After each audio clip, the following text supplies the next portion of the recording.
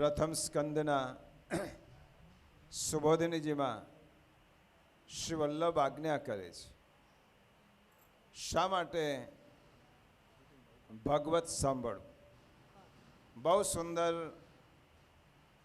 આચાર્ય ચરણે આજ્ઞા કરી છે. ઈશ્વર ભાગવત શ્રવણ માત્રેણ હૃદયારૂઢો ભવતી. આ વલ્લભ વાણી છે, સુબોધિની છે. ઈશ્વર ભાગવત શ્રવણ માત્રેણ હૃદયારૂઢો ભવતી વિચાર ચિંતન વ્યતિરેકેણાપી. શું આજ્ઞા કરી છે વલ્લભે? વિચાર અને ચિંતન વગર પણ માત્ર ભાગવતના શ્રવણ માત્રથી ઈશ્વર આપણા હૃદયમાં આરૂઢ થાય છે. માત્ર શ્રવણ. જો શ્રવણનો મહિમા છે, ભાગવત કથા શ્રવણ કેમ કરવાની? તો શ્રી વલ્લભ કહે છે વિચાર અને ચિંતન વગર પણ માત્ર તમે શ્રવણ કરો તેનાથી પણ ઠાકોરજી આપણા હૃદયમાં પ્રવેશ કરે છે. અને હવે જ્યારે સુખદેવજી મહારાજ એ આ કથા સંભળાવવાની શરૂઆત સુત પુરાણી કહે છે કે અવતાર કથા 24 અવતાર. પહેલો ભાગવતના પ્રશ્નાધ્યાયમાં સૌથી પહેલા સુત પુરાણી શૌનકાદિ ઋષિઓને 24 અવતારની કથા સંભળાવે છે. જગૃહે પૌરુષમ રૂપમ ભગવાન મહદાદિભિઃ સંભુતમ ષોડશ કલામ આદૌ લોકશિશ્રુક્ષયા. હે પુરાણી, હે શૌનકાદિ ઋષિઓ, જ્યારે ઠાકોરજીને એમ ઈચ્છા થાય 24 અવતારો. ભાગવતમાં એક અવતારની કથા નથી, 24 અવતારની કથા છે. જ્યારે પ્રભુને એમ થાય કે હવે મારે ભૂતલ પર પ્રગટ થવું છે, તો ક્યારેક પ્રભુ આવેશ અવતાર, કલાવતાર, અંશાવતાર, અંશાવતાર રૂપે પ્રગટ થાય છે. 24 અવતાર પૈકીની કથામાં ઠાકોરજીના કેટલા અવતાર છે, આવેશ, કેટલા અંશ, કેટલા કલા, એ અવતારોની કથા કહેતા સુત પુરાણી કહે છે કે હે ઋષિવરો, ઠાકોરજીનો અવતારની સુંદર સમજણ શ્રી મહાપ્રભુજીએ સુબોધિનીજીમાં આપી છે. અને જ્યાં જ્યાં આપણને શ્રીમદ ભાગવતના શ્લોકો નહીં સમજાય અને એનો ગૂઢાર્થ સમજવો હશે તો શ્રી વલ્લભનો આશ્રય લઈ અને તેનો ગૂઢાર્થ સમજીશું. વરાહ અવતાર, પહેલો ઠાકોરજીનો કયો અવતાર થયો? વરાહ અવતાર. પ્રાદેશ માત્રમ. શ્રી મહાપ્રભુજી કહે છે પ્રાદેશ માત્ર. હવે આ સુબોધિનીજી છે. પ્રથમ આંગળીના ટેરવા સુધીનું માપ, અંગૂઠો, આ અંગૂઠો અને પ્રથમ આંગળી, આ બંનેના ટેરવાનું માપ દશાંગુલ સ્વરૂપનું ધ્યાન કરવાની આજ્ઞા શ્રી મહાપ્રભુજીએ કરી છે. દશાંગુલ સ્વરૂપ મહાપ્રભુજીએ ધ્યાનની આજ્ઞા કરી છે. હરિમૂર્તિ સદા ધ્યેયા. હરિમૂર્તિનું સતત ધ્યાન કરવું જોઈએ. ધ્યાનનું સ્વરૂપ અત્યંત સૂક્ષ્મ નહીં કે અત્યંત મોટું નહીં. કેટલાક સ્વરૂપ દર્શનીય હોય, કેટલાક ધ્યાન હોય, કેટલાક સેવ્ય હોય.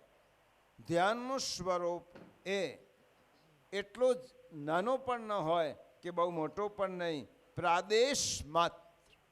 એટલા માટે આપણે ત્યાં ચિત્રજી પધારે છે કે સ્વરૂપ હોય પ્રાદેશ માત્ર, 10 અંગુલી જેટલું માપ હોય એટલું સ્વરૂપ એ સેવ્ય છે, એ ધ્યાન છે. વરાહ અવતારમાં શ્રી આચાર્ય ચરણે આજ્ઞા કરી છે કે આ સ્વરૂપનું ધ્યાન કરવું. વરાહએ કેટલું સ્વરૂપ લીધું હતું જ્યારે પ્રાગટ્ય થયું ત્યારે. આવી રીતે નાનું બ્રહ્માજીને છીંક આવી, અનેક નાનું સ્વરૂપ પ્રગટ થયું, પછી એ મોટું સ્વરૂપ થયું. એટલા માટે વરાહ સ્વરૂપ બીજું 24 અવતારોની કથા સંક્ષેપમાં યજ્ઞાવતાર, પુરુષમ, ધ્યાનનું સ્વરૂપ પુરુષાકારનું હોવું જોઈએ.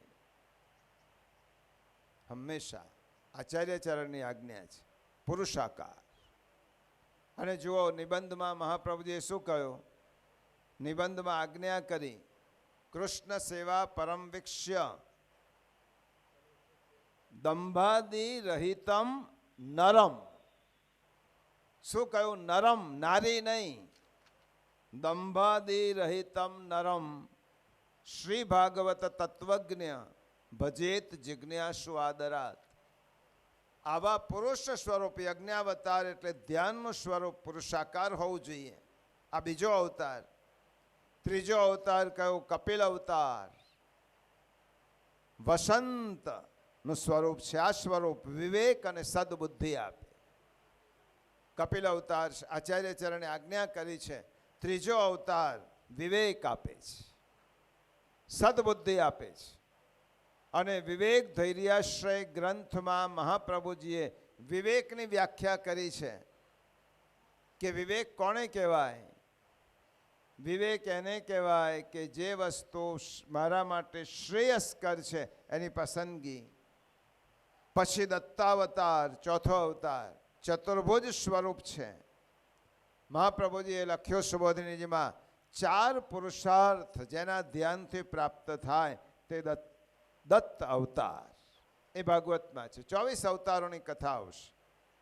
5મો અવતાર છે ઠાકોરજીનો સનત કુમારનો અવતાર. 4 બ્રહ્મચારી બાળકો.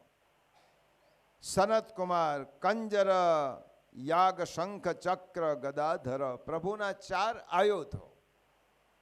સનત કુમાર કોણ છે? ઠાકોરજી જે 4 આયુધ ધારણ કરે છે એ સનત કુમારોનો અવતાર છે. આ ભાગવતની કથા સાંભળતી વખતે આપણા મનમાં એટલી સ્પષ્ટતા થવી જોઈએ, આ દુનિયામાં કોઈ દેવ, દેવી, અવતાર, અંશ, કલા, આવેશ ઠાકોરજીના સ્વરૂપથી જુદા નથી. બધો જ પરમાત્માના સ્વરૂપમાં સમાવિષ્ટ છે. એટલા માટે 24 અવતારમાં કયો અવતાર ઠાકોરજીના શ્રી અંગનો છે એ શ્રી સુબોધિનીજીમાં આચાર્યચરણે સમજાવ્યું છે. નર નારાયણનો અવતાર 6. એ નર નારાયણનો અવતાર પ્રભુના પ્રસન્ન મુખ, પ્રસન્ન વક્ત્રમ. ઠાકોરજીનો જે પ્રસન્નતા છે એ નર નારાયણનો. પછી કયો? ધ્રુવ નારાયણ, નલિનાયતે ક્ષણમ. પ્રભુના કમલ નયન. ધ્રુવનો અવતાર પ્રભુના કમલ નયન છે. એનો અવતાર છે ધ્રુવ, ધ્રુવ નારાયણ. ધ્રુવજીને જે નારાયણ સ્વરૂપે પ્રભુએ દર્શન આપ્યા હતા તે. પછી કયો? 8મો અવતાર પૃથુ અવતાર છે. પ્રભુના પિતાંબરનો અવતાર, વેદાત્મક છે. ઠાકોરજી જે પિતાંબર ધારણ કરે છે એ પૃથુરાજા રૂપે પિતાંબરનો અવતાર છે. ઋષભદેવજીનો અવતાર 9મો. અંગદમ, બાજુબંધ. ઠાકોરજીના બાજુબંધ નો અવતાર એ ઋષભદેવજી. પછી 10મો અવતાર હયગ્રીવનો અવતાર, કિરીટ કુંડલમ. ઠાકોરજીનો જે મુગટ છે અને કુંડલ છે એ હયગ્રીવનો અવતાર છે. એનું ધ્યાન ધરવાથી આપણને તત્વજ્ઞાનની પ્રાપ્તિ થાય. કપિલ ભગવાન રૂપી એમનું ધ્યાન કરવાથી આપણને કૃપાનું ધ્યાનથી વેદોનો સાર જાણવા મળે. પછી મત્સ્યાવતાર 11. એ પાદ પલ્લવમ. ઠાકોરજીના ચરણારવિંદના જે નખચંદ્ર છે પાદ પલ્લવમ એનો અવતાર છે. અને એનો અવતાર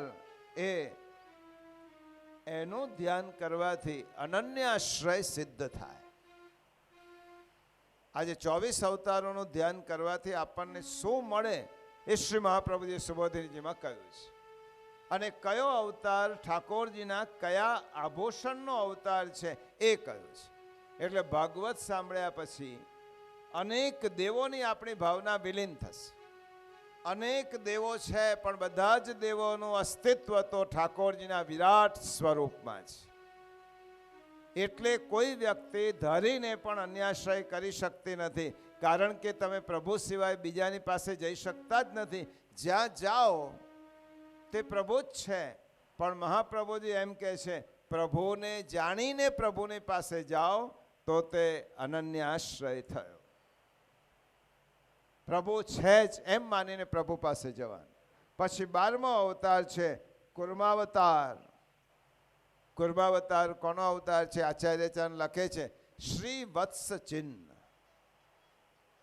હવે તમે ઠાકોરજીના સ્વરૂપની વાત કરીએ તો પ્રભુના છાતીમાં વક્ષસ્થળ પર એક ભૃગુ લાંછન છે. આ ભૃગુ લાંછન કોને કહેવાય? 12મા સ્કંદની કથા આવશે, પણ હમણાંથી કહી દઉં, કારણ કે આપણી મુસાફરીમાં, આપણી પ્રવાસ યાત્રામાં જે મુકામ આવે છે તેને પહેલાં સાંભળતા જઈએ, પછીની વાત છોડી દો. એકવાર ભૃગુ ઋષિઓનો સમાજ ભેગો થયો. ઋષિના સમાજમાં એમ થયું કે આપણે બધા જ કર્મો એક જ દેવને સમર્પિત કરવા હોય તો કયા દેવને સમર્પિત કરીએ? ઋષિઓએ કહ્યું કે જો બધા જ દેવોમાંથી 3 મુખ્ય દેવ છે, બ્રહ્મા, વિષ્ણુ, મહેશ, 3 મુખ્ય છે, પણ 3માં સૌથી મોટો દેવ કયો? તો ઋષિઓએ કહ્યું કે પરીક્ષા કર્યા વગર શું ખબર પડે? એટલા માટે પરીક્ષા કરવા ગયા. ભૃગુ ઋષિને કામ સોંપ્યો, તમે 3 દેવોની પાસે જાઓ અને પરીક્ષા કરી આવો. હવે પરીક્ષા કરવા માટે પહેલું, કોઈ માણસને તમે જરાક પણ અણગમતું બોલો, અણછાંચતું વર્તન કરો એટલે ગુસ્સે થાય, ક્રોધ થાય, એટલે સમજી લેવાનો કે પરીક્ષામાં નાપાસ. એટલે પહેલા બ્રહ્મા પાસે ગયા. કંઈક આડો બ્રહ્માજી ગુસ્સે થયા. ત્યાંથી નીકળી મહાદેવજી પાસે ગયા. મહાદેવજી પણ ક્રોધિત થયા. હવે વિષ્ણુ ભગવાનના વૈકુંઠ લોકમાં ગયા.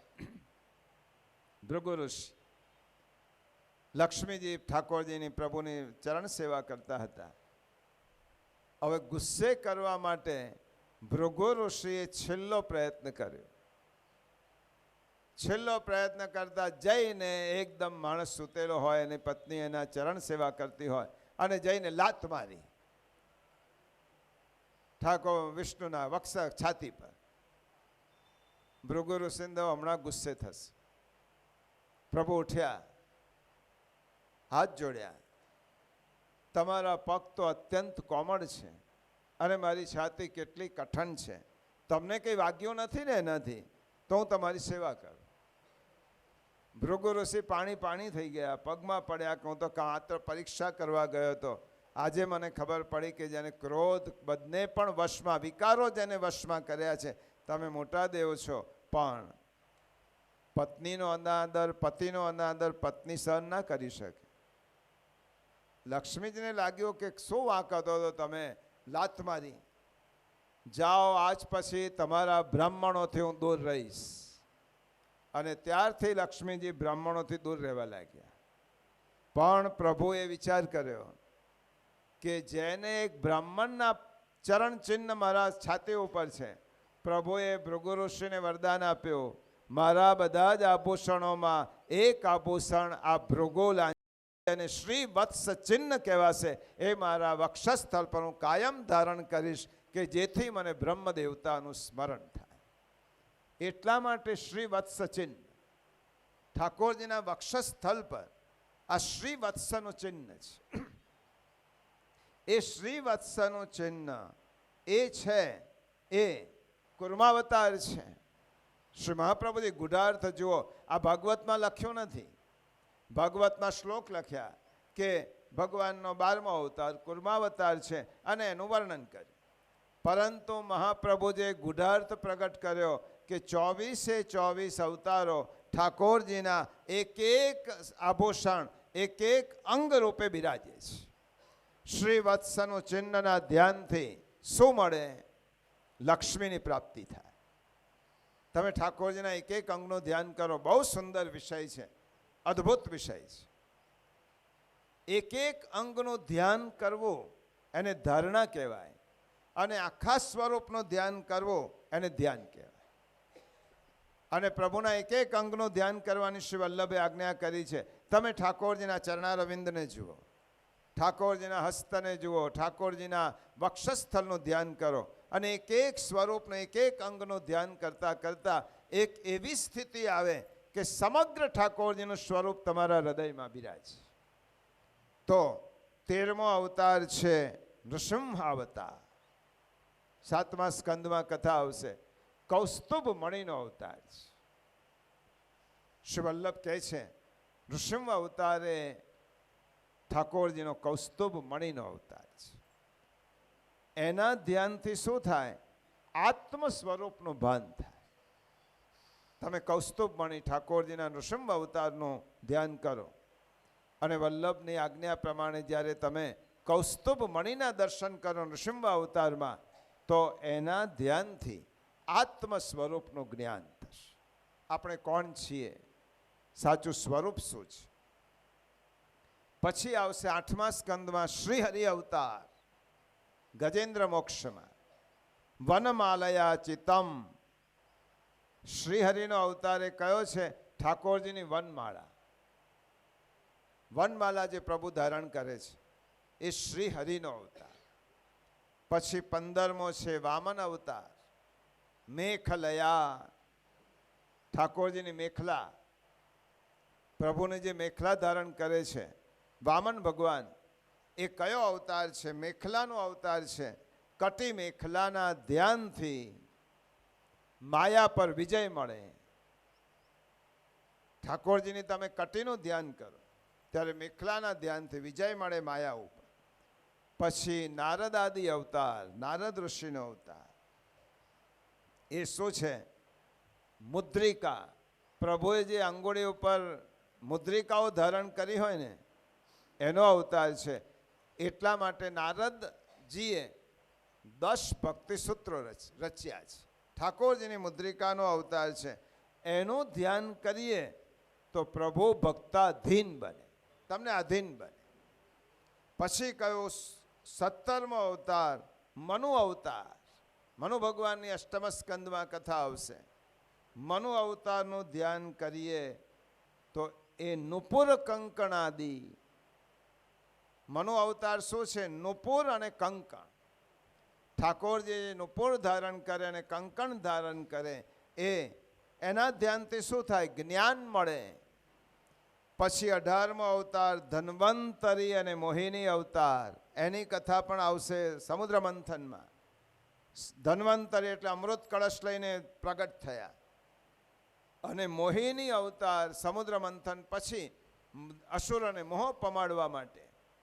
તો ધન્વંતરી અને મોહિની અવતાર ઠાકોરજી સ્નિગ્ધામલ કોમળ કેશનો અવતાર છે. ઠાકોરજીના જે કોમળ કેશ છે એનો અવતાર. અને 19મો અવતાર પરશુરામ. મહાપ્રભુજી લખ્યું પરશુરામનો અવતાર ઠાકોરજીના કયા અંગનો અવતાર છે? તો ઠાકોરજીના જે વાંકડિયા વાળ છે એ પરશુરામનો અવતાર. જ્યારે વેણુ ગીતમાં એનું વર્ણન આવે છે, કુંતલ કહેવાય. વાંકડિયા વાળ ઠાકોરજીના છે એને કુંતલ કહેવાય. એ પરશુરામ અવતાર. એના ધ્યાનથી શું થાય? આપણી દુષ્ટ વૃત્તિઓનો નાશ થાય. 20મો અવતાર મર્યાદા પુરુષોત્તમ પ્રભુ રામચંદ્રજીનો અવતાર. શ્રી મહાપ્રભુજી આજ્ઞા કરી ઠાકોરજીના હાસ્યનો અવતાર છે. પ્રભુના મુખારવિંદો પર જે હાસ્ય હોય એ પ્રભુ રામનો અવતાર. મર્યાદા પુરુષોત્તમ રામનો અવતાર. આ હાસ્યનું ઠાકોરજીનું તમે ધ્યાન કરો ને તો તમારો શોક દૂર થાય. આપણા અંદર શોકગ્રસ્ત થયા એ દૂર થાય. અને પછી 21મો અવતાર શ્રી કૃષ્ણ પ્રભુનો અવતાર. અદિન લીલા છે. ઠાકોરજી સ્વયં અનંત લીલા રૂપે પ્રગટ થયા. એ તે ચાંસ પુમાન સર્વે કૃષ્ણસ્તુ ભગવાન સ્વયં. અને ભગવાને જે 21મો અવતાર ધારણ કર્યો એ સ્વયં ઠાકોરજી પ્રગટ થયા.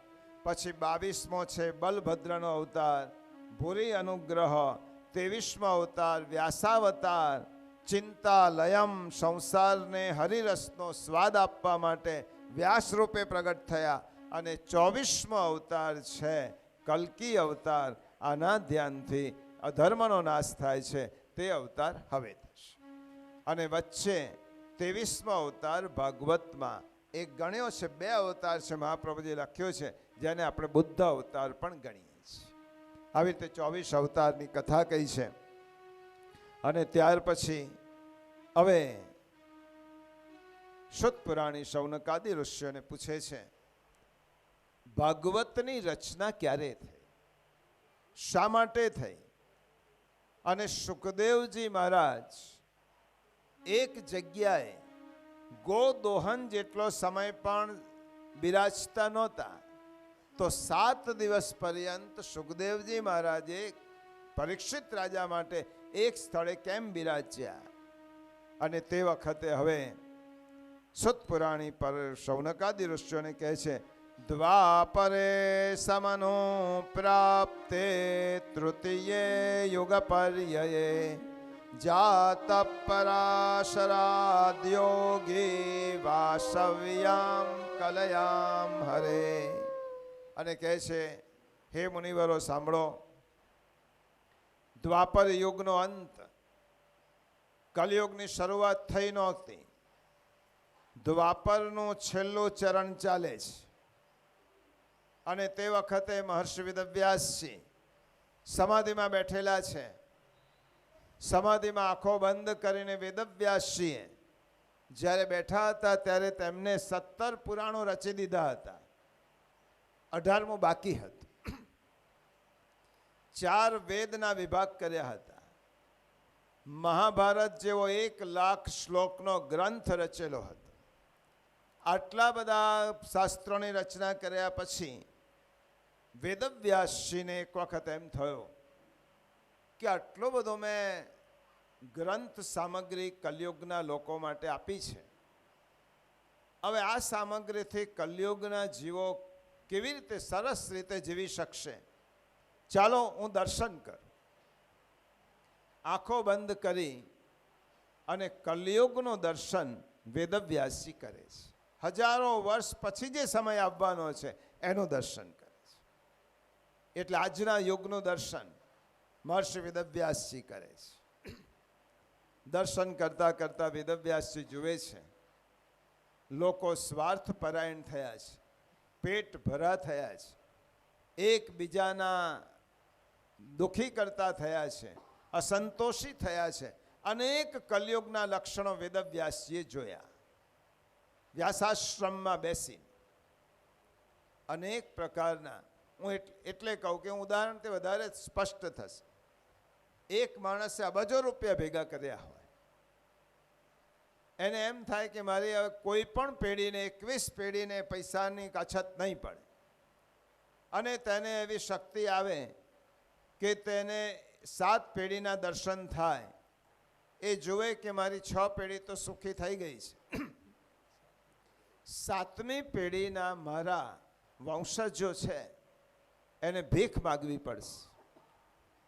અને ત્યારે અબજો કમાયેલા જે શ્રીમંત માણસને એમ થાય આટલા બધા રૂપિયા કમાયો અને મારી 7મી પેઢીને ઘેર ઘેર જઈને ભીખ માગવી પડે, અને એને જેવું દુઃખ થાય તેવું દુઃખ મહર્ષિ વેદવ્યાસજીને થયું છે. આટલો બધો રચના કર્યા પછી મારા કલયુગના જીવોને આટલા બધા દુઃખી થતા જોયા. આજના આપણા દુઃખોને વેદવ્યાસજીએ દ્વાપરના અંતમાં જોયા. હજી તો કલયુગનો પહેલો ચરણ છે, હજી કલયુગના તો વર્ષો બાકી છે. અને મહર્ષિ વેદવ્યાસજી આંખો બંધ કરી અને કલયુગના દર્શન કરે છે. નિરાશ થયા.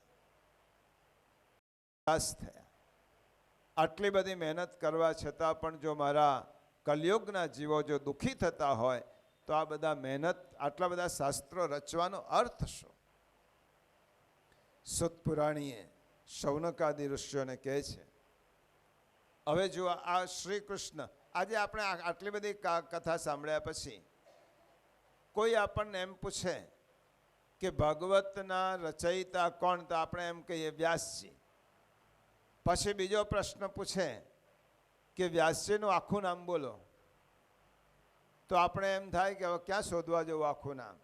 શ્રી કૃષ્ણ દ્વૈપાયન બાદરાયણ વેદવ્યાસ, આ વ્યાસજીનું આખું નામ છે. કૃષ્ણ દ્વૈપાયન, કૃષ્ણ એટલા માટે કે એમનો વર્ણ શ્યામ હતો, એટલા માટે કૃષ્ણ. દ્વૈપાયન એટલા માટે કે તેમનો જન્મ દ્વીપમાં થયો હતો, એટલા માટે દ્વૈપાયન. બાદરાયણ એટલા માટે કે એમને બોર ખાઈને તપસ્યા કરી હતી, એટલા માટે બાદરાયણ. વ્યાસ એટલા માટે કે તેમને ગ્રંથોનો વિસ્તાર કર્યો, એટલા માટે વ્યાસ. અને વેદ એટલા માટે કે વેદના વિભાગો કર્યા. એટલે કોઈ એમ પૂછે કે ભાગવતના રચયિતા વેદવ્યાસનું આખું નામ શું, તો શ્રી કૃષ્ણ દ્વૈપાયન બાદરાયણ વેદવ્યાસ, આ વ્યાસજીનું આખું નામ. અને હમણાં જોયા કે ઠાકોરજીનો જ અવતાર છે. હવે એમને ચિંતા થઈ, આંખો બંધ કરીને વિચાર કરે છે કે કલિયુગના જીવનો દુઃખ દૂર કરવા માટે મારે શું કરવું જોઈએ, શું કરું, મારું કર્તવ્ય શું. અને આયે મેરે નંદ નંદન કે પ્યારે. અને તે વખતે વેદવ્યાસજી ચિંતાતુર છે. પ્રભુને એમ થયો વેદવ્યાસજીની ચિંતા દૂર કરવા માટે મારે નારદ ઋષિને મોકલવા પડશે. નારદ ઋષિ ભગવાનના મેસેન્જર છે, સંદેશવાહક છે. એટલા માટે નારદ ઋષિ ને દૂરથી આવતા જોયા વેદવ્યાસજી વ્યાસાશ્રમ. જોયો તો હાથમાં વીણા છે. નારાયણ નારાયણનો મંગલ ધ્વનિ કરી અને નારદ ઋષિ પધારી રહ્યા છે. અને વેદવ્યાસજીને આનંદ થયો, ચાલો મારી શંકાનું સમાધાન નારદ ઋષિ દ્વારા મળશે. અને નારદ ઋષિ પધાર્યા, વેદવ્યાસજીએ સ્વાગત કર્યું છે. આવી રીતે આપણા અષ્ટસખા પરમાનંદાસજીને ત્યાં જ્યારે બીજા ભગવદીઓ પધારે છે ત્યારે પરમાનંદાસજી ઊભા થઈ અને આ બધા જ અષ્ટસખાઓનું સ્વાગત કરતા કહે છે, આયે મેરે નંદ નંદન કે પ્યાર. આપણે સાંભળીશું.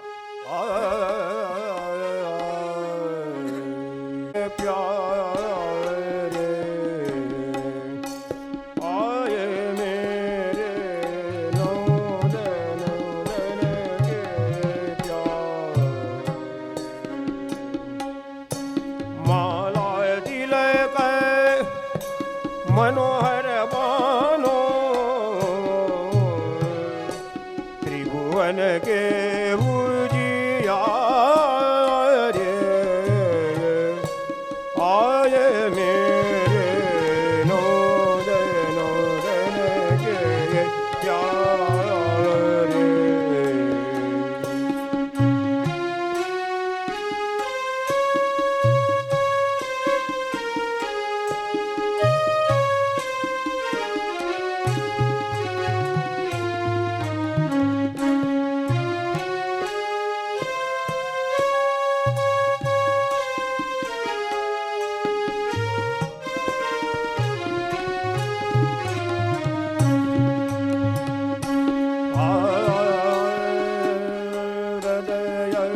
कमल के मध्य विराजत श्री ब्रजराज दुलारे.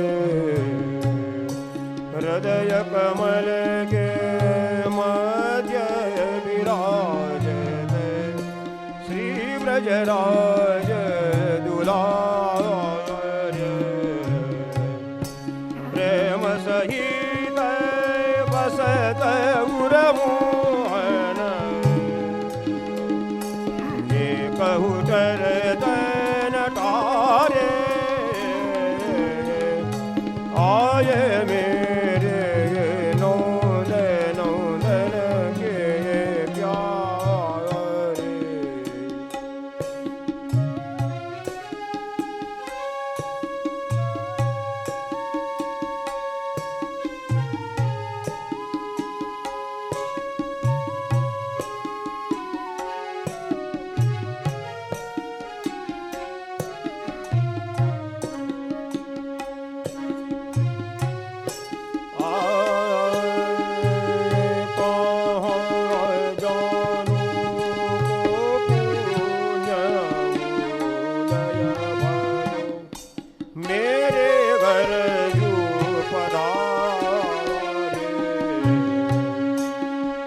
પરમાનંદ કરતન્યો છાવરે બારે બારે તન બારે આયે મેરે નોદ નોદ કે પ્યારે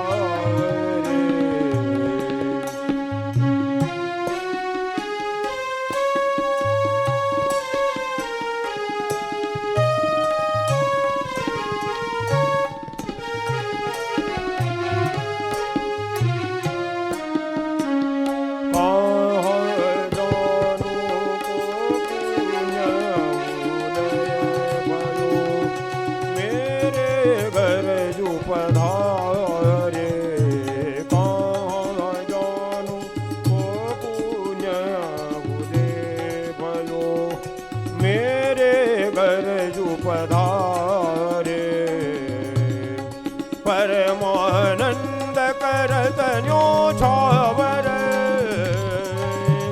બાર બાર તન બારે આયે મેરે નોદ નોદન કે પ્યારે આયે મેરે નોદ નોદન કે પ્યારે આયે મેરે નોદ નોદન કે પ્યારે બોલીએ શ્રી ભાગવત ભગવાન કી જય. વ્યાસાશ્રમમાં નારદ ઋષિ પધાર્યા છે. વેદવ્યાસજીએ સન્માન અને સત્કાર કરીને નારદ ઋષિને આસન આપ્યું છે. નારદ ઋષિ પૂછે છે, હે વ્યાસજી, તમે તો ઠાકોરજીના ચિત્તનો અવતાર છો, તમારા મોઢા ઉપર ઉદાસીનતા કેમ છે? ભક્ત તો હંમેશા પ્રસન્ન હોય.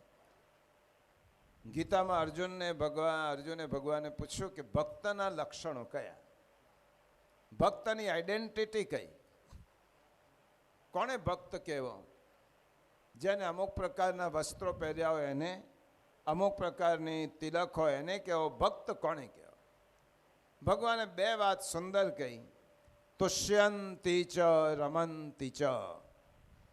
જે વ્યક્તિ સંતુષ્ટ છે અને જે વ્યક્તિ પ્રસન્ન છે એ મારો ભક્ત. સંતોષી છે એને કશું જ જોઈતું નથી અને પ્રસન્ન છે. અને ભક્ત તો પ્રસન્ન હોય. તમારા ચહેરા ઉપર આવી ઉદાસીનતા. અને વેદવ્યાસજીને થયો, પ્રભુએ જ નારદ ઋષિને મોકલ્યા છે મારી પાસે, તો મારા મનને ઉદાસીનતા કહી દો. અને નારદ ઋષિને વેદવ્યાસજી કહે છે, હે નારદ ઋષિ, બંને સંતોનું મિલન છે, ભગવદીયનું મિલન છે. એક દેવર્ષિ છે અને એક મહર્ષિ છે. બંનેનું મિલન થાય છે. અને વેદવ્યાસજીએ પોતાની વ્યથા, શાસ્ત્રો એમ કહે છે કે તનની વ્યથા તબીબથી નહીં છુપાવવાની અને મનની વ્યથા મહાત્માથી નહીં છુપાવવાની. તમારે મનની વ્યથા છે કોને કહેશો? સંતોને, મહાપુરુષોની પાસે જઈ અને તમારા મનની વાત કહો તો તેનો ઉકેલ મળે. વેદવ્યાસજીએ કહ્યું, આટલા બધા શાસ્ત્રોની રચના કર્યા પછી આજે મેં કલયુગના લોકોનું જીવન જોયું. હજારો વર્ષ પછી જે જન્મ લેવાના છે એમનું જીવન જોયું. દુઃખી હતા. કોઈ માણસ સંતોષી નહોતો, સુખી નહોતા, બધા જ રડતા હતા. એવા લોકોને જોયા પછી મને એમ થયું કે આ લોકોને સુખી કરવા માટે આ રચેલા કોઈ શાસ્ત્ર કામ નહીં લાગે. કયો રસ્તો? નારદ ઋષિએ કહ્યું, ક્ષમા કરજો મુનિવર, તમે મહાભારત જેવા ગ્રંથો રચ્યા છે, તમે ભગવાનના મહિમાનું વર્ણન કર્યું છે, તમે ઈશ્વરનું વર્ણન કર્યું છે, વેદોમાં ઈશ્વર તત્વને પ્રતિપાદિત કર્યું છે. 17 પુરાણો દ્વારા તમે અનેક લોકોને અનેક પ્રકારની ઉપદેશ આપ્યા છે. મહાભારત દ્વારા નીતિમત્તાની વાત કરી છે. પરંતુ એ જ પ્રભુને પામવા માટે કલિયુગના જીવો માટે સર્વ સુલભ એવું સાધન તમે આજ સુધી કોઈ ગ્રંથમાં બતાવ્યું નથી. તમે ભગવાનનું વર્ણન કર્યું, પણ જીવ ભગવાનને કેવી રીતે પામી શકે એનું વર્ણન કર્યું નથી. તમારા દ્વારા ભગવાનનું વર્ણન થયું છે, ભગવાનની મહત્તા સમજાવી છે, પણ ભક્તિનું વર્ણન તમે કર્યું નથી. આજે તમારી પાસે એવી અપેક્ષા છે, કલયુગના જીવોને બધું જ ખબર છે, પણ ભગવાનને કેવી રીતે મેળવવા તેના માટેનું સુલભ સાધન ખબર નથી. તમે યજ્ઞની વાત કરી, કલયુગના જીવો કેટલા યજ્ઞ કરી શકશે? અને મહાપ્રભુજી કહે છે જ્યાં છ વસ્તુ અશુદ્ધ છે, દેશ કાલ કરતા મંત્ર દ્રવ્ય કર્મ, આ બધું જ અશુભ છે, તો પછી યજ્ઞનું ફળ કેવી રીતે મળશે? કલયુગના જેવો ધ્યાન કરવા માટે એક થોડીક ક્ષણ આંખો બંધ કરીને બેસશે, તેમનું મન એટલું ચંચલ હશે કે ધ્યાન નહીં કરી શકે. યોગથી, જ્ઞાન, તપથી, યજ્ઞથી પ્રભુને મેળવવાના બધા જ સાધનો દુષ્કર છે, અને એ સાધનોનો ઉપયોગ કલયુગના લોકો નહીં કરી શકે. એટલા માટે તમે એક સુલભ સાધન બતાવો તો ભગવાનને મેળવવા માટે ભક્તિ જેવું સુલભ સાધન તમારા દ્વારા હજી વર્ણન થયું નથી. અને ભક્તિનો એટલો બધો મહિમા છે કે માણસને કોઈ પણ પ્રકારના સાધન વગર ઠાકોરજીમાં પ્રેમ રાખીને પણ પ્રભુને મેળવી શકાય છે. એને કોઈ પણ સંપત્તિની જરૂર નથી, જ્ઞાનની જરૂર નથી, માત્ર પ્રભુ પ્રત્યે હૃદયનો નિર્મળ પ્રેમ, શુદ્ધ સ્નેહ આ પ્રભુ માટે થાય અને પ્રભુની પાસે શરણાગત બનીને જાય. આના જેવું સરળ સાધન તમે આજે બતાવ્યું નથી. અને નારદ ઋષિએ પોતાની કથની કહેતા ગયા. તમે મારી જ વાત સાંભળો. હું કોણ આજે તમે મને દેવર્ષિ નારદ કહો છો. મારો એક જન્મ દેવોને ત્યાં થયો અને હું ગંધર્વ રૂપે હતો, અને મને શ્રાપ મળ્યો, અને બીજો જન્મ મારો મનુષ્યાંશ, આ મહાપ્રભુજીના શબ્દો છે, મારા નથી, દૈત્યાંશ, મનુષ્યાંશ અને દેવાંશ. નારદ ઋષિના જન્મની વાત કરતા મહાપ્રભુજીએ 3 શબ્દ લખ્યા. નારદજીનો એક જન્મ દૈત્યાંશ એ ગંધર્વોને ત્યાં થોડીક ક્ષતિ થઈ, શ્રાપ મળ્યો ઇન્દ્રનો, અને દાસી પુત્ર તરીકે ભૂતલ ઉપર જન્મ થયો મનુષ્યાંશ. અને પછી સત્સંગનો મહિમા કહો કે ભક્તિનો મહિમા કહો, નારદ ઋષિનો ત્રીજો જન્મ ભાગવતમાં છે, એને દેવાંશ. અને મારી વાત કરો, હું ગત જન્મમાં, જો આ નારદજીની વાત છે, ગત જન્મમાં, અને મહર્ષિ વેદવ્યાસજીને કહે છે, ગત જન્મમાં હું એક દાસીનો પુત્ર હતો. મારી માતા લોકોના ઘરના કામ કરી અને અમારી આજીવિકા પૂરી કરતી, મને રોટલો આપતી, અમારું ખાવાનું નીકળતું. પિતા તો જન્મ પછી તરત જ મૃત્યુ પામ્યા. અમે એટલે બધા ગરીબાઈ અને કષ્ટમાં જીવતા હતા. એક ગામમાં રહેતા હતા, અને એ ગામમાં ચાતુર્માસના દિવસો દરમિયાન 4 મહાત્માઓ પધાર્યા. આવું બોડેલી જેવું ગામ હશું. ચાતુર્માસના દિવસો દરમિયાન અમે 4 મહાત્માઓ અમારા ગામમાં આવ્યા. હવે આ મહાત્માઓને કોઈ એવા છોકરાની જરૂર હતી કે એમની સેવા કરે, એમના વાસણ છે સાફ કરે, એમના વસ્ત્ર ધોવે, એમની માટે સામગ્રી લાવી આપે. એટલે ગામના લોકોએ મારી માને એમ કહ્યું કે તારો દીકરો છે, 4 મહિના માટે આ 4 મહાત્માઓ પધાર્યા છે, એમની સેવામાં આપી દે. એનું 2 ટંકનું ખાવાનું ત્યાંથી મળશે અને સંતોની સેવા કરશે.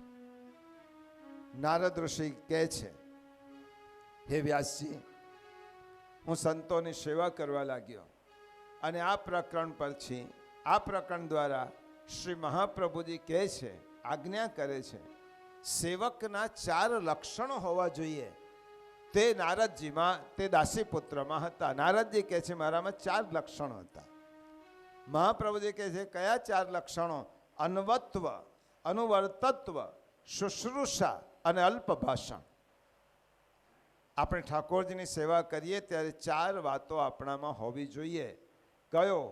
અન્વત્વ, સેવા કરવાની અંદરની વૃત્તિ હોવી જોઈએ. સાસુએ આપેલી છે માટે સેવા કરવી, કે કોઈએ ઠાકોરજી પધરાવ્યા છે માટે, કોઈ નથી કરતું માટે હું કરું, એવી રીતે સેવા થાય તો ઠાકોરજી તે સેવાને અંગીકાર કરતા નથી. કારણ કે સેવા કરવા માટે અંદરની વૃત્તિ નિર્માણ થવી જોઈએ. આ પહેલો ગુણ સેવક. નારદ ઋષિએ કહ્યું કે મારી પાસે પહેલો ગુણ હતો સેવા કરવા, સંતોની સેવા કરવા માટે મારા હૃદયમાં ભાવ હતો. બીજો ગુણ અનુવર્તત્વ. અનુવર્તત્વ એટલે સેવા કરવાની વૃત્તિ માટે આજ્ઞાનકિતતા. સેવા કરવામાં સેવકનું કશું ના ચાલે, સ્વામીની આજ્ઞા પ્રમાણે સેવા કરવાની. સાપેક્ષતા સ્વામી સુખે પુષ્ટિમાર્ગસ્સ કથ્યતે. હરિરાય ચરણે પુષ્ટિમાર્ગ લક્ષણાનીમાં કહ્યો મારા પ્રભુને શું પ્રિય થશે, મારા પ્રભુની જેવી ઈચ્છા છે. આપણે 252 વાર્તામાં બધા પ્રસંગો વાંચ્યા છે કે મારા પ્રભુનું સુખ શેમાં છે. એ વિચાર કરીને જ્યારે કોઈ વ્યક્તિ સેવા કરે ત્યારે પ્રભુ એમ વિચાર કરે છે આ મારો સેવક છે, મારું સુખ ધ્યાનમાં રાખે છે. પ્રભુની આજ્ઞાનકિતતા પાડવાની વૃત્તિ. ત્રીજું અલ્પભાષી. ઠાકોરજીને બહુ બોલનાર વ્યક્તિઓ ગમતા નથી. અલ્પભાષી, મુખરતા દોષ નહીં કરવા. પહેલાના લોકો તો મોઢે આમ બાંધીને સેવા કરે. શા માટે? કે આપણી દુર્ગંધ છે, મોઢાની અશુદ્ધિ છે ન થાય. અને બાંધેલું હોય તો બોલવાનું ઓછું થાય, વાતો ઓછી થાય. એટલા માટે અલ્પભાષિત, બને તેટલું ઓછું બોલવાનું, જરૂર પૂરતું બોલવાનું. સેવકનો આ ધર્મ છે. સ્વામી પૂછે એટલું બોલવાનું. અને પ્રિયજનો, તમે વૈષ્ણવો છો એટલા માટે આડ વાત કરી દો. શ્રી વલ્લભ પણ બિરાજતા હોય, વલ્લભકુલ પણ બિરાજતા હોય, ત્યારે આપણી એક પ્રોટોકોલ એ છે કે આપણને જેટલું પૂછે એનો જવાબ આપવાનો. તર્ક દલીલો નહીં કરવાના, કહે તે સાંભળવા. કેટલાક લોકો સખ્ય ભાવથી તર્ક કરે, દલીલ કરે. આમ છે, સખ્ય ભાવ જુદો છે, આપણો તો દાસ ભાવ છે, સેવકનો ભાવ છે. અને સેવક સ્વામીની સામે દલીલો ન કરે, તર્ક ન કરે. હા, જિજ્ઞાસાથી. ગીતામાં કહ્યું કે ગુરુની પાસે જઈ વિનમ્ર ભાવે તમે જિજ્ઞાસા વ્યક્ત કરી શકો, પણ વિનમ્ર ભાવ. તમે ગુરુને વિનમ્ર ભાવથી કહો કે આ મારે જાણવાની, મને ખ્યાલ નથી આવતો, આપ કૃપા કરીને જો મને યોગ્ય સમજતા હોય તો મને એ મારી શંકાને દૂર કરો. વિનમ્રતાથી તમે જિજ્ઞાસા રાખો. પણ આ સામેના વ્યક્તિમાં કેટલું જ્ઞાન છે ચાલો પરીક્ષા કરવા માટે પૂછો. તો સેવક પાસે અલ્પભાષી. અને ચોથું દીનતા. સુરદાસજી કહે છે ને કે પ્રભુની પાસે તો દીનતા જ જોઈએ. પ્રભુને કયો ગુણ ગમે સેવકનો? પ્રભુને એ જ ગુણ ગમે છે કે મારો ભક્ત કેટલો દીન છે. દીન કોને કહેવાય? સર્વ સાધન સંપત્ત્યા. આચાર્ય ચરણે આજ્ઞા કરી, સર્વ સાધન સંપત્ત્યા હરિતુષ્યતિ કસ્યચિત ભક્તાનામ કેવલમ દૈન્યમ હરિતોષણ કારણમ. ભક્તોની જે દીનતા છે એ પ્રભુને બહુ પ્રિય છે. અને સુરદાસજી તો આપણા માટે કહો કે કેટલી દીનતા સુરદાસજીની, કે પ્રભુ રંચક જેવી સેવા કો મેરો તુલ્ય માનત હો. હું આપની શું સેવા કરું? તમે તો નાનકડી સેવાનો અંગીકાર કરીને મને આટલો મોટો બનાવી દીધો, બાકી મારું સામર્થ્ય શું? જુદો વિષય છે, પણ આ વાત આવી છે. નારદ ઋષિએ કહ્યું કે આ 4 ગુણોને કારણે સંતોને હું બહુ પ્રિય થયો. સંતો મને સ્નેહ કરવા લાગ્યા, મારા પ્રત્યે સ્નેહ વરસાવવા લાગ્યા. એક દિવસ એવું થયું કે જમવાનો કોઈ ઉત્સવ હશે, મનોરથ હશે, અને પ્રસાદનું બહુ મોડું થયું. એટલે એક મહાત્માએ મારી પાસે આવીને પૂછ્યું, દીકરા તે કશું ખાધું ખરું? ત્યારે મેં કહું કે આપ જ્યાં સુધી પ્રસાદ ન લો ત્યાં સુધી મારાથી કેવી રીતે લેવાય? તો અમે તો સાધકો છીએ, અમે તો દિવસ દરમિયાન ભૂખ્યા રહી શકીએ, તો બાળક છે, કિશોર છે. તારે કશો, ચાલ હું જલ્દી પ્રસાદ લઈ અને મારો અધરામૃત જૂઠણ છે તને આપું છું. અધરામૃતનો એટલો બધો મહિમા છે. આ સૃષ્ટિમાં પહેલો દુર્લભ હોય તો સત્સંગ, સત્સંગ કરતાં પણ દુર્લભ હોય તો ભગવદીયનું દર્શન, ભગવદીયના દર્શન કરતાં પણ દુર્લભ હોય તો ભગવદ દર્શન, અને તેના કરતાં પણ દુર્લભ હોય તો પ્રભુનું અધરામૃત જૂઠણ. અને ગુરુનું, ગોપાલદાસની વાત નથી કરતો, શ્રી ગુસાઈજીનો ચરવિત તાંબુલ લીધા પછી મૂંગા ગોપાલદાસ નવાખ્યાન એમના મોઢામાંથી પ્રગટ થયું. તો નારદ ઋષિ કહેવા લાગ્યા કે ચરવિત એ મહાત્માએ પ્રસાદ લીધો, અને એ પ્રસાદમાંથી થોડો ભાગ મને કહું તું પહેલાં આમાંથી લઈ લે ભોજન. એ પ્રસાદ લીધો. શું થયું મને ખબર નહીં, પણ એ પ્રસાદ અંદર ઉતારતા ઉતારતા મનની બધી જ અશુદ્ધિઓ ક્યાંય દૂર થઈ ગઈ, અને ઠાકોરજીના જે લીલા પ્રસંગો સત્સંગમાં આજે મહાત્માઓ કહેતા હતા તે બધા જ મારા હૃદયમાં આરૂઢ થયા. ઠાકોરજીની લીલાઓ મને દેખાવા લાગી. આ ભગવત પ્રસાદનો, મહાપુરુષોને સંતોના પ્રસાદનો મહિમા છે. અને 4 મહિના પૂરા થવા આવ્યા.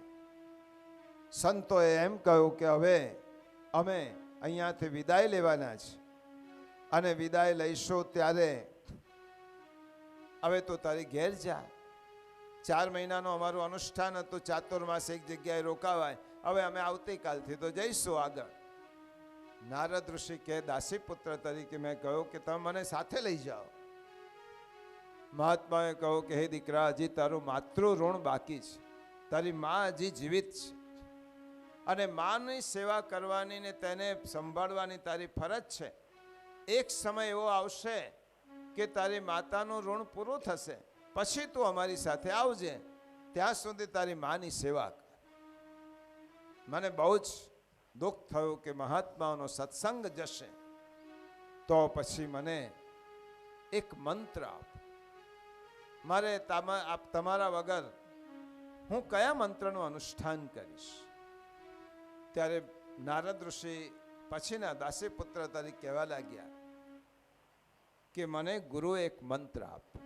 આ મંત્ર શ્રીમદ ભાગવતમાં છે, અને ભાગવતના આ શ્લોકને વાસુદેવ ગાયત્રી કહેવાય.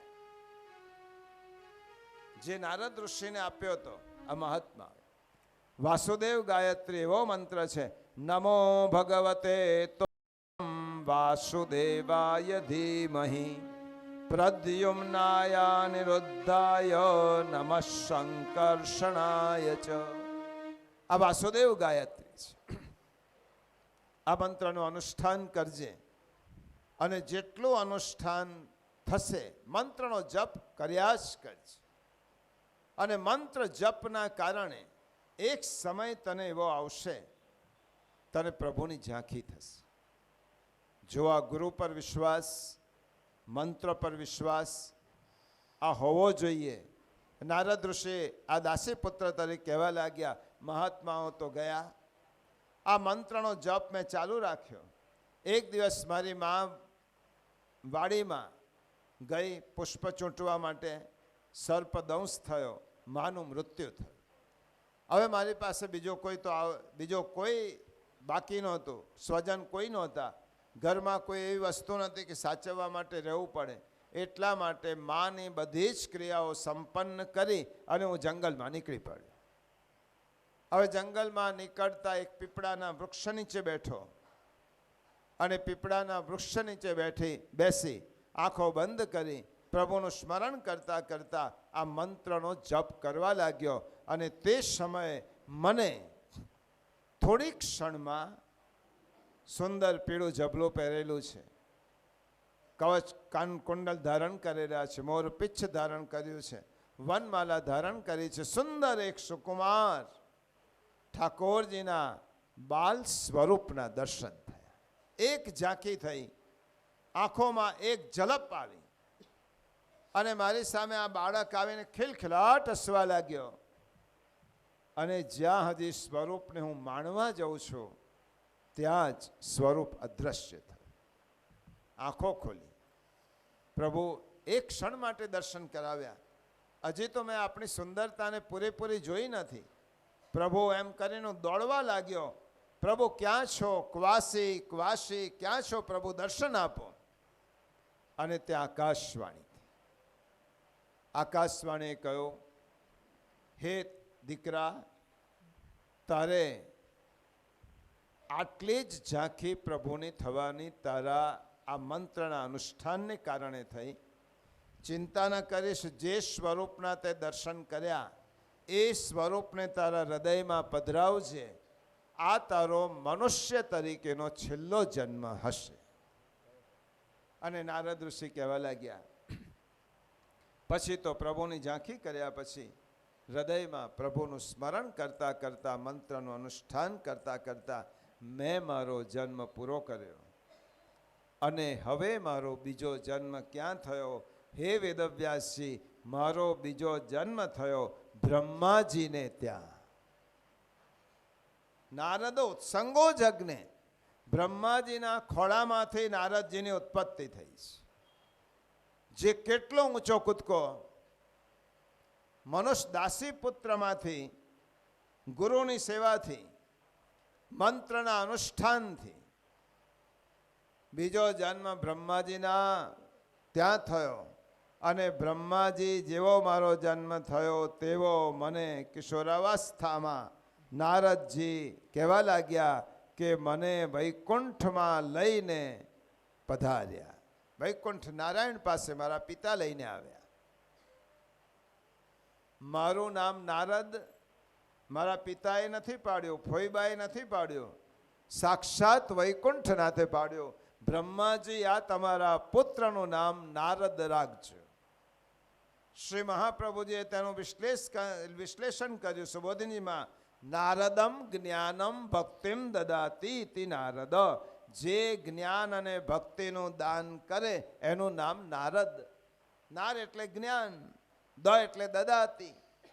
જે કોઈ પણ જીવની પાસે જઈ અને તેને ભગવાનનો રસ્તો બતાવે એનું નામ નારદ. અને મારું નામ નારદ પાડ્યું પ્રભુએ. અને પ્રભુએ મને એક ગિફ્ટ આપી, ભેટ આપી. આ મારી પાસે જે વીણા છે ને એ સ્વયં નારાયણે આપેલી છે. આ મારી વીણા આપી અને કહ્યું કે હે દીકરા, તું મારું નામનું સ્મરણ કરતો રહેજે. નારાયણ નારાયણ નારાયણ બોલજે. ત્યારથી હું નારાયણ મંત્રનો જપ કરું છું. કારણ કે પ્રભુએ મને નામ મંત્રની દીક્ષા આપી અને કેટલાય જીવોનો ઉદ્ધાર કરવા માટે હું નિમિત્ત થયો છું. નારદ ઋષિએ પોતાનું આખ્યાન તો પૂરું કર્યું. એ પહેલાં વેદવ્યાસજીની આંખો બંધ થઈ ગઈ, સમાધિ. વિચાર કરે છે, નારદજી ક્યારે ગયા ખબર નથી વેદવ્યાસજી. ભક્તિનો મહિમા સાંભળીને સમાધિમાં એટલા બધા મગ્ન થઈ ગયા. અને આંખો બંધ કર્યા પછી ઠાકોરજીને વિનંતી કરી, પ્રભુ આપની લીલાના દર્શન કરાવો. અને તે વખતે વેદવ્યાસજીની સન્મુખ એક એક લીલાઓ ઠાકોરજી આંખો બંધ છે અને પ્રભુની લીલા દર્શન કરતા કરતા કરતા વેદવ્યાસ એટલા બધા મગ્ન થયા છે કે આખું ભાગવત વેદવ્યાસજીના મનમાં આવી ગયું. એટલા માટે ભાગવતની એક ભાષા છે, એનું નામ સમાધિ ભાષા. વેદવ્યાસે પેન લઈને આ લખ્યો નથી. એમના ધ્યાનમાં, સમાધિમાં રહી અને ઠાકોરજીની લીલાઓનું દર્શન કરતા કરતા આખું શ્રીમદ ભાગવત એમના મનમાં આવ્યું. આંખો ખોલી અને આંખો ખોલીને જ્યાં વેદવ્યાસજી વિચાર કરે છે કે આખું શ્રીમદ ભાગવત મારા મનમાં છે, ભક્તિનો અલૌકિક ગ્રંથ છે. હવે આ તો મારા મનમાં છે, પણ લખશે કોણ? મનની વાતો જ્યાં સુધી બહાર ન કહીએ ત્યાં સુધી બીજા કોઈને ખબર કેવી રીતે પડે? તો આ તો મારા મનમાં છે, હૃદયમાં છે, અને આ ભાગવત તો મારે કલયુગના લોકોને આપવાનું છે. એમનું દુઃખ દૂર કરવા માટે, ભગવત પ્રાપ્તિ માટે સુલભ સાધન છે. તો પહેલાં તો આને લખાવવું પડે. એટલે વેદવ્યાસજી આંખો બંધ કરી અને ગણપતિ દાદાને બોલાવ્યા. વિઘ્ન વિનાયક ગણપતિ દાદાનું સ્મરણ કર્યું. ગણપતિજી પધાર્યા, વેદવ્યાસજી પાસે આવ્યા. જુઓ, કોઈ પણ સ્વરૂપ, કોઈ પણ દેવી દેવતા ભગવાનથી જુદા નથી. બ્રહ્મ વૈવર્ત પુરાણમાં તો ગણેશજી કૃષ્ણ ભગવાનનો જ એક અવતાર ગણાયા છે. એટલા માટે આપણી આ સ્પષ્ટ સમજણ હોવી જોઈએ કે આ દુનિયાના કોઈ પણ લોકો ભગવાનથી જુદા નથી. તો દેવી દેવતાઓ તો ક્યાંથી હોય? એક જ બ્રહ્મ છે આ સૃષ્ટિમાં, બીજું તત્વ જ નથી. આપણે બધા જ બ્રહ્મના અંશ છે, તો દેવી દેવતાનું સ્વતંત્ર અસ્તિત્વ કેવી રીતે હોય? એટલા માટે સર્વમ ખલુ ઇદમ બ્રહ્મ. તો પછી આવી રીતે વેદવ્યાસજી ગણપતિ મહારાજ પધાર્યા. પૂછ્યું, શું આજ્ઞા છે? વેદવ્યાસે વિનંતી કરી, મારા મનમાં આખું ભાગવત છે, તમારે લખવાનું છે. કાગળ લીધો, પેન કલમ લીધી. ગણપતિ દાદાએ કહ્યું કે એક સ્થિર આસન પર બેસીશ અને એક સેકન્ડ પણ, એક ક્ષણ માટે પણ નહીં રોકાવ. તમારે સળંગ બોલતા જવાનું અને લખતા જ હું લખીશ. એક ક્ષણ માટે પણ તમે વિરામ લીધો છે તો પછી હું લખવાનું છોડી દઈશ, પછી બીજા ગણપતિ બાબાને બોલાવજો. વેદવ્યાસે કહ્યું, સારું, તમારી શરત સ્વીકાર. મારી એક શરત છે, જે લખો તે સમજીને લખજો. હું લખાવું ખરો, પણ તમારે એનો અર્થ સમજવાનો, પછી લખવાનો. તો ભાગવતમાં આજે પણ 100 શ્લોક એટલા સરળ છે કે સમજી શકાય, પણ એક શ્લોક એવો આવે કે બહુ ક્લિષ્ટ હોય, અને 100 શ્લોક લખાવ્યા પછી એક શ્લોક એવો વેદવ્યાસજી બોલે, ગણપતિ દાદા જેવા પણ બુદ્ધિના દેવ પણ એ શ્લોકનો વિચાર કરતા કરતા કેટલીક ક્ષણ પસાર થાય, એટલી ક્ષણોમાં વેદવ્યાસજી બીજા 100 શ્લોક તૈયાર કરી દે. અને આવી રીતે 18,000 શ્લોકનું શ્રીમદ ભાગવત લખાયું. સમાધિ ભાષામાં વેદવ્યાસજીએ જોયો, લખ્યો ગણપતિ દાદાએ. હવે આ ભાગવતની કથા કરે કોણ?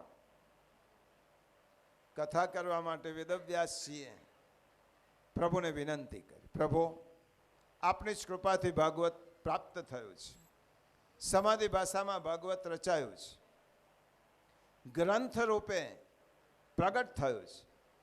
પરંતુ હવે આ ગ્રંથને કથા કહેનાર કોઈક એવો પુત્ર આપો કે આ ભાગવતના રસને વેવડાવી શકે. આ જ્યારે વેદવ્યાસ પ્રાર્થના કરતા હતા ત્યારે પાછું આગળ લઈ જવું, પાછું બેક આપણે પાછળ જવાનું છે, રિવાઇન્ડ કરીને. તે વખતે વાસવી માતાને બગાસું આવ્યું. પેલો પોપટ ઉડતો ઉડતો આવતો હતો અને વાસવી માતાને બગાસું આવ્યું, અને તે વખતે આ પોપટે અંદર વાસવી માતાના ગર્ભમાં પ્રવેશ કર્યો, અને એ પ્રવેશ કર્યો તે સુખદેવજી અંદર પધાર્યા છે. વેદવ્યાસજીની ઈચ્છા પૂરી થઈ. ગર્ભમાં એક બાળક છે. વેદવ્યાસજી રાહ જુએ છે. 9 મહિના તો રાહ જોઈ. બાળકનો જન્મ 9 મહિના પછી થાય. 9 મહિના તો પૂરા થયા, હજી બાળક બહાર પ્રગટ જન્મ ધારણ કરતો નથી. 10 મહિના, 1 વર્ષ, 2 વર્ષ, 3 વર્ષ વેદવ્યાસજીએ ગર્ભ સંવાદ કર્યો છે. ગર્ભ સંવાદ આ ભાગવતનો વિષય છે. અને ગર્ભમાં રહેતા બાળક સાથે વાત કરી, હે પુત્ર, માતાના ગર્ભને છોડીને બહાર પ્રગટ થાવ તો મારે તમારું કામ છે. સુખદેવજી અંદરથી બોલવા લાગ્યા, હે પિતાજી, બહાર હું આવીશ એટલે તમે મારા સંબંધો જોડશો. આ મા છે, આ પિતા છે, આ કાકા છે, આ મામા છે, આ માસી છે, એમ કરીને બધા જ વળગણો મને વળગશે. અને વળગ્યા પછી હું થોડો મોટો થઈશ એટલે તમે મને જનોઈની દીક્ષા આપશો. જનોઈ આપ્યા પછી તમે મને તપોવનમાં મોકલશો. પછી થોડો મોટો થઈશ એટલે પરણાવશો. પરણ્યા પછી તમે ઈચ્છા રાખશો કે મને સંતતિ થાય. અને એમ કરતાં કરતાં મને માયાના વળગણમાં પડવું નથી. હું આવવા માગતો નથી. તમે મને વચન આપો કે હું બહાર આવ્યા પછી મને માયાનું કોઈ પણ વળગણ નહીં થાય તો હું આવું. વેદવ્યાસ કહે છે, માયા તો પ્રભુને અધીન છે અને પ્રભુની માયા તને નહીં વળગે એવું કેવી રીતે કહી શકો? તો વેદવ્યાસીએ પછી ઠાકોરજીનું સ્મરણ કર્યું, પ્રભુ તમારી કૃપાથી આ બાળક ગર્ભમાં છે, બહાર જન્મ લેવાની ના પાડે છે, તમે વરદાન આપો. અને જુઓ, આ ભાગવતના ઉત્તમ વક્તા ઠાકોરજી આ કથા હવે હું કહું છું ભાગવતમાં નથી, એ અન્ય પુરાણમાં છે. અને તે વખતે નારદ સુખદેવજી ને વચન આપવા માટે સ્વયં ઠાકોરજી વાસવી માતાના ગર્ભમાં ચતુર્ભુજ રૂપે દર્શન આપી અને સુખદેવજીને કહ્યું, હે સુખદેવ, જાઓ માતાના ગર્ભની બહાર પધારો. હું તમને વચન આપું છું કે તમને કોઈ પણ પ્રકારની માયા નડશે નહીં. અને એટલા માટે સુખદેવજીના જીવનમાં કોઈ ગાંઠ નથી. નહીં તો બ્રાહ્મણ હોય ને એના જીવનમાં 4 ગાંઠ હોય. પહેલી ચોટલીની ગાંઠ હોય. સુખદેવજીને ચોટલી વિરક્ત છે, ચોટલીની ગાંઠ નથી. બીજી હોય ધોતીની ગાંઠ, પણ ધોતી જ ના હોય તો ગાંઠ ક્યાંથી હોય? એ તો એમનું વસ્ત્ર જ દિગંબર હતા. ધોતીની ગાંઠ નહીં, ચોટીની ગાંઠ નહીં. ત્રીજી ગાંઠ હોય યજ્ઞોપવિતની ગાંઠ, એ પણ નહીં, વિરક્ત છે, પરમહંસ છે, વૈરાગ્યોની મૂર્તિ છે, વૈરાગ્યોના અધિપતિ છે. જનોઈની ગાંઠ નહીં. અને ચોથી ગાંઠ હોય પોથીની. પોથી બાંધે ને ગાંઠથી. સુખદેવજીને પોથીની ક્યાં જરૂર હતી? 4 ગાંઠ વગરના સુખદેવજી એટલે જેમના જીવનમાં કોઈ ગ્રંથિ જ નથી એવા સુખદેવજીને માયાનું બંધન ક્યાંથી થાય? અને સુખદેવજી જન્મ લીધો. કયા વર્ષે જન્મ લીધો? 16 વર્ષે. 16 વર્ષે મનુષ્ય લીલા તરીકે જન્મ લીધો એવું લાગ્યો. સુખદેવજીને જન્મ લેવાનો હોતો નથી, પ્રગટ થવાનું હોય છે. 16 વર્ષના સુખદેવજી માની સન્મુખ પ્રગટ થયા. વેદવ્યાસજીને આશ્ચર્ય થયો, આટલા મોટા દીકરા તરીકે મારી પાસે આવ્યા છો, ચાલો હવે તમને હું થોડું શીખવાડું. અને સુખદેવજી દોડવા લાગ્યા જંગલમાં. હમણાં જ મેં પિતાજી તમને કહ્યું હતું, હું જન્મીને આવીશ, તમારી સમક્ષ પુત્ર તરીકે આવીશ, એટલે તમે બાંધવાનો પ્રયત્ન કરશો. મારે શું શીખવાનું છે? અને સુખદેવજી દોડવા લાગ્યા. એની પાછળ પાછળ વેદવ્યાસ દોડે છે. હે દીકરા, ઊભો રે, હજી મેં તારું મોઢું પણ નથી જોયું અને ક્યાં દોડે છે? અને સુખદેવજી દોડતા દોડતા જાય છે, પાછળ વેદવ્યાસ દોડે છે. યમ પ્રવ્રજંતમ અનુપેતમ અપેત કૃત્યમ દ્વૈપાયનો વિરહ કાતર આચુહાવ. વિરહથી વ્યાકુળ થઈને વેદવ્યાસજી દોડે છે. હે સુખદેવ, હે પુત્ર, હે પુત્ર, ઉભા રહો. અને ત્યાં સુખદેવજી વૃક્ષમાં પ્રવેશ કરે છે. વૃક્ષોમાં પ્રવેશ કરે છે. મહાપ્રભુજીએ લખ્યું, સુખદેવજીએ વૃક્ષોમાં પ્રવેશ કેમ કર્યો? ત્યારે જવાબ આપ્યો આચાર્ય ચરણે, વૃક્ષાહા વૈ વૈષ્ણવાહા. આ વૃક્ષો એ જગતના સાચા વૈષ્ણવો છે, જેનું જીવન જ પરોપકારમાં પૂરું થાય છે.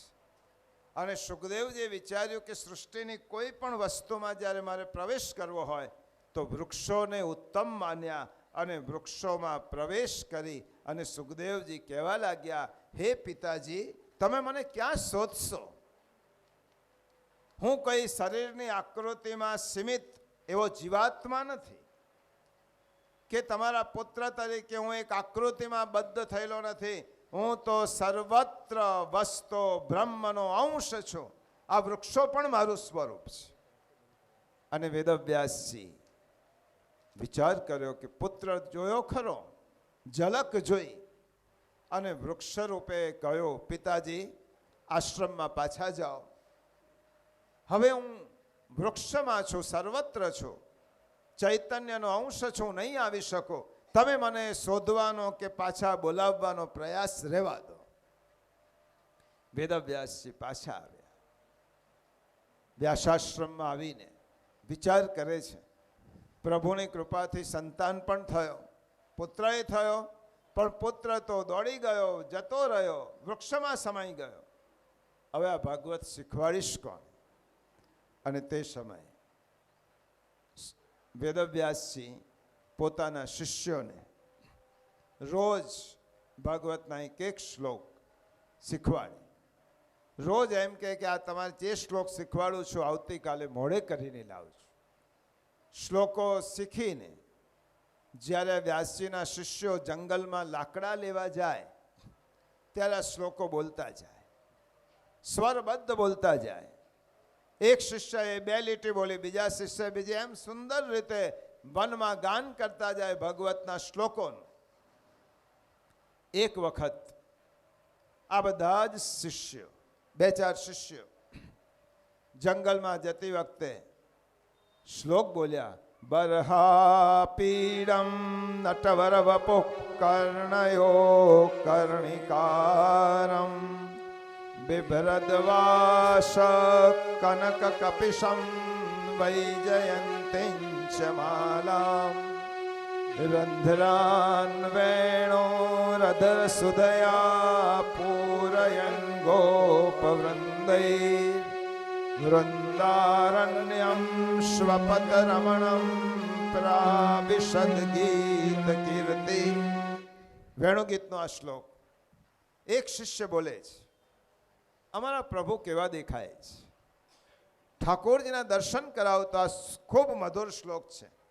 બરહા પીડે નટવરવનનું કાનમાં કર્ણિકાર ધાર્યા વસ્ત્રો કનકવર્ણા વૈજયંતી નિમાલા વેણુ છિદ્રો અધર અમૃતે પૂરતા ગોપવૃંદા વૃંદારણ્યેશ્વપદ રમણા આવતા ગાય ગીત.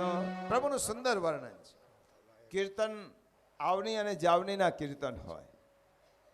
આ ઠાકોરજી વનમાં જ્યારે પધારી અને વેણુનાદ કરે છે ત્યારે વેદવ્યાસજીએ આ શ્લોક શિષ્યોને શીખવાડ્યો કે આપણા પ્રભુ કેવા સુંદર પિતાંબર ધારણ કરેલું છે. મસ્તક પર સુંદર મજાનો મોર પીચ્છ છે, કાનમાં કરેણના પુષ્પો ધારણ કર્યા છે અને સુંદર વૈજયંતીની માલા શોભી રહી છે. હાથમાં વેણું છે, આગળ ધેનું છે અને વૃંદાવનની પવિત્ર રચકણોમાં રેણુમાં ચાલતા ચાલતા પ્રભુ સુંદર મજાના સ્વર વાંસળીમાંથી છેડી રહ્યા છે અને આસપાસ ગોપ સખાઓ પ્રભુના વર્ણન કરે છે, કીર્તિનું ગાન કરે છે. આટલા સુંદર સ્વરૂપનું વર્ણન કોને સાંભળ્યું? વૃક્ષમાં સમાધિસ્થ થયેલા સુખદેવજીએ સાંભળ્યું.